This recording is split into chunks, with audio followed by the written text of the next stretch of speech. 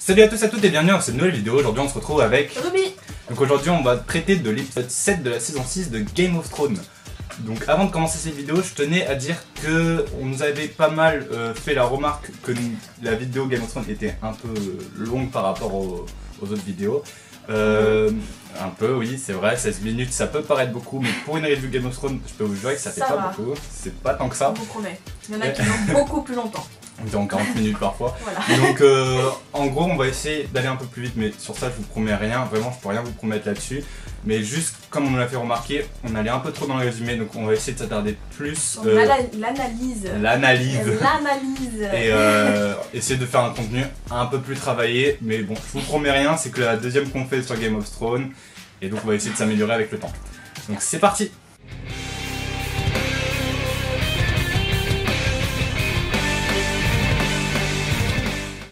Donc je tenais à dire avant qu'on commente un peu cet épisode qu'il y aura du spoiler. Beaucoup de spoilers, si vous n'avez pas vu l'épisode, franchement regardez pas la vidéo, c'est un très mauvais bail. Oui, très mauvais bail. Donc on se retrouve avec l'épisode 7, The Broken Man, avec le super accent anglais américain, attention. Et donc du coup on va donner notre avis global là-dessus.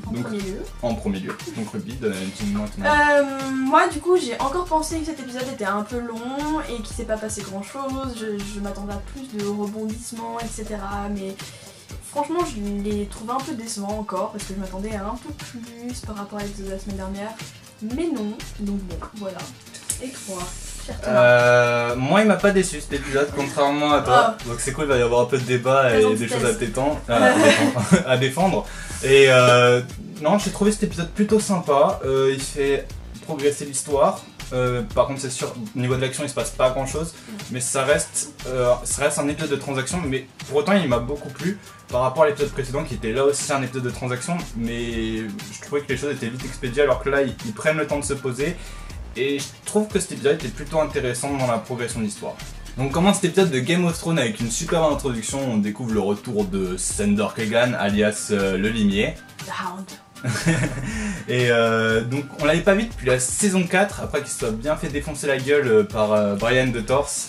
Donc moi c'était vraiment un personnage que je kiffais beaucoup. Toi t'en pensais quoi de ce personnage? Franchement moi j'aime pas mal, vraiment pas mal, mais je pense que je vais attendre un petit peu cette saison de voir ce qu'il fait parce que mon avis est pas encore très mis au point. Bah du coup dans cette introduction, puis on le redécouvre aussi à la fin de l'épisode, donc Sandor Clegane s'est fait sauver par un septon, un adepte de la foi, et il se retrouve avec des gens pieds nus qui sont aussi adeptes de la foi et qui construisent des trucs en bois. En fait, des hippies. Ouais, des hippies. Voilà. Et ils sont tous massacrés et donc du coup Sandor Clegane se retrouve seul et on se doute je pense qu'il va retourner à Port-Réal. Il y a plusieurs théories là-dessus. Qu'est-ce que pourrait faire Sandor Clegane? Moi je pense que Sandor Clegane va avoir un combat avec son frère La Montagne. Et je trouve ça assez intéressant. Tu vas me dire ce que tu penses de cette théorie? Il y a une théorie comme quoi Sandor Clegane l'affronterait genre lors du procès de Cersei. Du coup, vu que Sandor Clegane fait partie un peu de la foi maintenant, il serait le combattant contre La Montagne. Contre La Montagne, je pense que c'est très intéressant. Je veux voir ce combat. Ça serait vraiment kiffant. Je veux vraiment voir ce combat, mais je suis plutôt d'accord en fait. Enfin, c'est très probable et franchement ça serait cool. Il y a un truc qui va au contraire de ça, c'est que souvent tu sais dans Game of Thrones ils font souvent des petites répliques qui annoncent un truc qui pourrait se passer dans le prochain épisode. Et à un moment le septon lui dit, attention ça peut spoiler pour certains si j'ai raison, je sais pas si je vais avoir raison, mais je pense que c'est vraiment le plus probable. C'est qu'il lui dit il faudrait un monstre pour te tuer. Et le monstre pour moi ça serait La Montagne. Et donc je pense que vu que le personnage vient de revenir, ça m'étonnerait qu'on le tue maintenant et que ça pourrait probablement se passer dans la future saison ou en fin de saison, je sais pas. Fin de saison peut-être. Mais ça me paraît très rapide le temps qu'il a mis à revenir. Donc ouais non je pense que... en effet. En effet. Et je voulais aussi juste vous dire un truc parce que j'ai vu sur les réseaux sociaux que beaucoup de gens étaient un peu étonnés que le générique soit pas au début de l'épisode, comme d'habitude. Et en fait, juste pour vous expliquer, je pense que beaucoup de gens le savent, mais pour ceux qui savent pas, en fait, si le générique est pas au début, ça fait ça à tous les épisodes où il y a un retour de personnage pour pas en fait qu'il y ait de spoil dans les acteurs en fait, du générique. Et du coup, le générique vient après le retour du personnage. C'est pour ça que là on le voit quand le limier se tourne et que là il y a le générique. Je viens de m'apprendre quelque chose. Wow, voilà. Donc le deuxième arc intéressant je trouve dans cet épisode c'est celui de Marjorie. Donc on découvre que c'était vraiment du bluff ce qu'elle faisait, donc on s'en doutait un petit peu, un tout petit peu, mais il le confirme donc dans cet épisode. Elle demande à sa grand-mère de partir de Port-Réal et c'est à ce moment là que même sa grand-mère comprend tout et elle est forcément assez contente que sa petite fille n'ait pas rejoint la foi à ce point là. Après je me pose une question, elle donne à sa grand-mère le logo de la rose qui est l'emblème de leur maison. Et donc je me demandais... Elle est toujours attachée à sa maison. Oui voilà, toujours attachée à sa maison. Et je me demande, est-ce que ça veut dire qu'elle va rester donc, du coup fidèle au roi? Parce que ça veut dire qu'elle le manipule lui. Ah mais oui, elle manipule le roi. Du coup elle manipule le roi, mais je veux dire, est-ce qu'elle va rester fidèle aux 7 royaumes ou plus s'allier à sa maison? Du coup je me posais la question. Je pense que tant qu'elle aura pas eu sa revanche, elle va rester alliée à sa maison, vraiment. Et qu'elle se sert juste de sa position et du roi, du domaine, hein, pour pouvoir refaire remonter sa maison et prendre sa gentille revanche. Donc après on a Cersei qui revient encore une fois, un peu avec la queue entre les jambes en cherchant à s'allier avec la grand-mère de Marjorie donc, qui s'appelle Olenna Tyrell. Je trouve qu'elle a beaucoup de charisme, l'actrice. Alors j'adore cette actrice, j'adore ce personnage, vraiment beaucoup de charisme. Elle est vraiment cool. Et j'aime bien le fait qu'elle s'oppose un peu à Cersei parce que bon, Cersei c'est pas vraiment la reine du monde, il faut un peu qu'on la remette à sa place. Ça me fait mal de dire ça, mais voilà. J'ai beaucoup aimé cette scène dans le sens où Cersei est limite en train de supplier elle se retrouve un peu en position de la faiblesse. grand-mère pour s'allier, donc elle est vraiment en position de faiblesse et ça fait assez longtemps qu'on l'a pas vue dans ce cas-là. Dans cet état-là, ouais c'est ça. Et donc j'ai franchement bien aimé, ça apporte beaucoup de charme en plus à la grand-mère. Ouais. Franchement, elle a gagné des points. On peut aussi se rappeler que la grand-mère fait partie du complot du meurtre de son fils Joffrey qu'on a tous détesté. Et donc Cersei pourrait aussi se venger. Et donc elle pourrait cacher aussi quelque chose derrière ce jeu-là. Et je trouve que ça pourrait faire un truc plutôt intéressant dans la suite de la série. Honnêtement, si Cersei fait ça, mais je veux dire, ce serait plus que mon personnage préféré de la série. Je veux dire, vraiment, je sais qu'elle va tout faire pour essayer de venger son fils parce que son fils c'était sa vie. Vraiment, elle se sert de tout le monde pour venger son fils. Et si c'est vraiment ça qui va se passer, voilà. J'ai pas les mots. Franchement, je veux que ça se passe, vraiment. On se retrouve avec un autre arc de personnage, celui de Jimmy, donc c'est cool de retrouver un Jimmy tout seul, enfin, qui porte un peu ses couilles pour une fois. Et oh là là, mais je suis offusqué quoi. Et donc il prend la tête du siège de Vizag et souhaite reprendre le château de Tully, qui est la famille de Catelyn Stark, qui est décédée lors des pourpres. Et donc du coup, on a enfin le retour de Bronn, le mercenaire chevalier. Et j'adore ce personnage, ça fait tellement plaisir de le revoir sortir ses petites répliques avec l'acteur qui est très charismatique aussi, je trouve. Il est sympathique en effet. Franchement, j'adore ce personnage et ça fait plaisir aussi de voir Jimmy un peu s'imposer par rapport aux fils de la famille Frey là, qui sont vraiment minables avec... Donc voilà, j'aime bien quand Jimmy... reprendre l'importance un peu dans la série. Il faut qu'il reprenne de l'importance, il faut, mais je pense qu'il va vraiment, là il a repris un peu sa confiance, je pense que vraiment il va réussir à trouver une armée, mais il va vraiment remonter dans le grade je pense. Tu penses qu'il va défoncer les Tully ou pas? Je pense qu'il va défoncer les Tully. Et je trouve que la conversation qu'il a avec le chef des Tully, je me rappelle plus comment il s'appelle, je l'ai pas en note. Et je trouve que le personnage des Tully qui est donc... l'oncle de Catelyn Stark, il est vraiment très charismatique aussi ce personnage et il porte ses couilles aussi, je veux dire. Je crois qu'il remet. Là les Lannister ils sont tous un peu clashés un peu dans cette série. Genre, je pense qu'il va en faire baver à Jimmy et ça promet quelque chose de plutôt sympa. Ça va être bien sympa.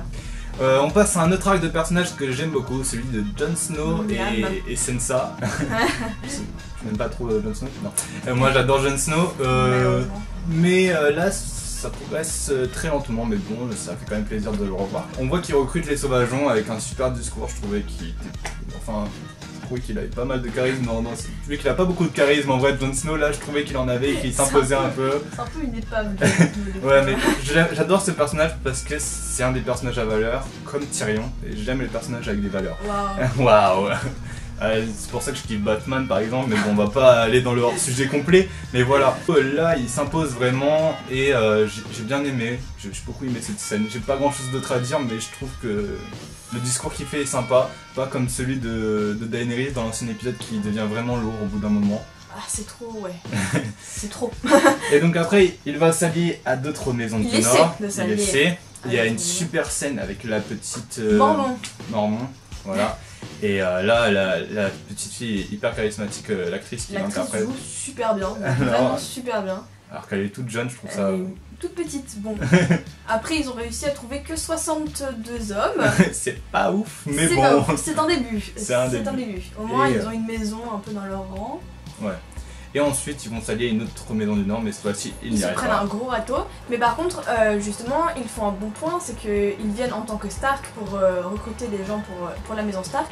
Sauf que j'ai bien aimé le fait que le chef de l'autre maison souligne bien que Sansa n'est plus Stark. Oui. Que Jon n'est pas Stark. Je pense que ça va pas trop bien se passer pour l'instant pour eux. Mais moi je pense franchement qu'ils vont reprendre le dessus après et de toute façon ils ont pas fait revenir Jon Snow pour rien. Ce que je trouve un peu énervant dans l'arc de Jon Snow, c'est qu'il est décédé, il est revenu à la vie, c'était un truc hyper important dans cette saison, mais on n'en parle jamais. Sansa, elle en parle jamais avec son frère et je trouve ça dommage qu'on revienne pas dessus. Je sais pas, c'est peut-être aussi un traumatisme pour lui, voilà. Je cherche pas d'excuses. On a la psychanalyse. Je cherche pas d'excuses, c'est pour putain. Donc du coup on découvre aussi une dernière scène dans cet arc avec Sansa qui envoie une lettre. Donc ça pourrait être pourquoi pas Tyrion, mais ça m'étonnerait. Ça m'étonnerait parce que ça lié avec la Lannister, je pense pas que ça soit son but dans la vie. Non mais c'est pas pour ça aux Lannister, de toute façon c'est pour Tyrion, mais pourquoi pas demander de l'aide. Et sinon elle pourrait pourquoi pas demander l'aide de... Littlefinger. Littlefinger. Elle aime beaucoup ce personnage. J'aime beaucoup de personnages. Je n'aime pas ce personnage. En fait j'aime la moitié des personnages et j'aime l'autre moitié des personnages mais on s'entend pas. Ça crée des débats parfois, plutôt sympa. Mais du coup pourquoi pas s'aller avec Littlefinger, je pense que ça serait plutôt probable. Ça serait probable et ça serait une bonne idée. Nouvelle. Ce serait une bonne idée pour la maison Stark quand même. Et en plus Littlefinger on l'a vu mais vraiment très peu je trouve. Dans cette saison, on l'a vu 2 fois, dans 2 épisodes, enfin voilà. Donc j'espère vraiment qu'il va revenir un peu sur le devant de la scène aussi celui-là. Oui. On passe à une petite scène avec Théon et sa sœur Yara.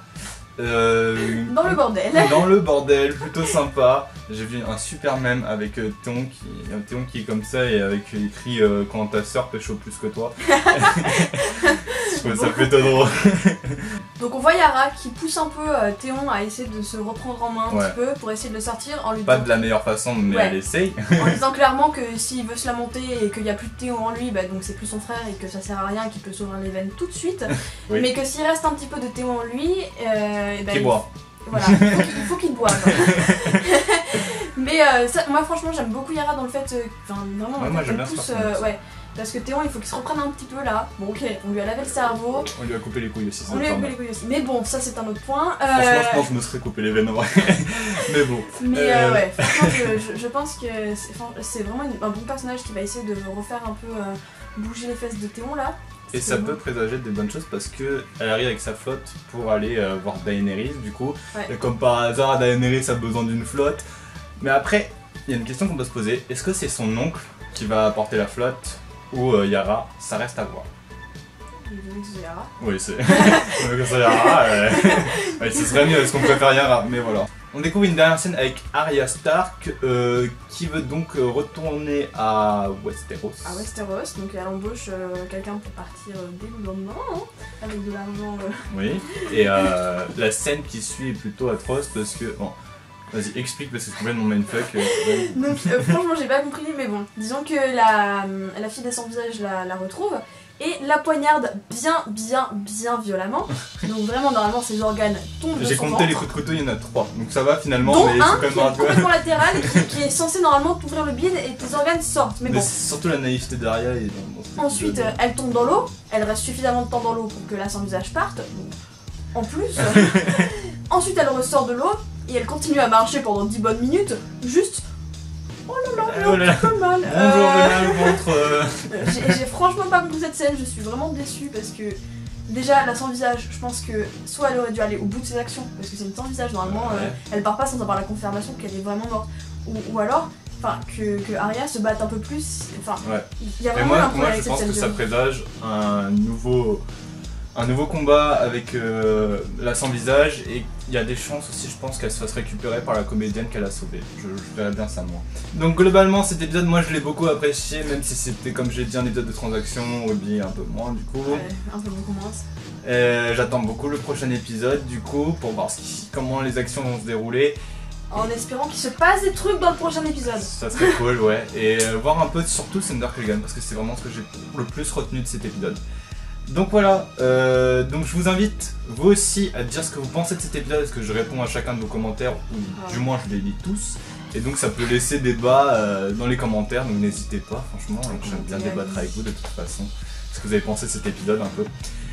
Donc voilà, je vous laisse là, à plus, et que la force est avec vous.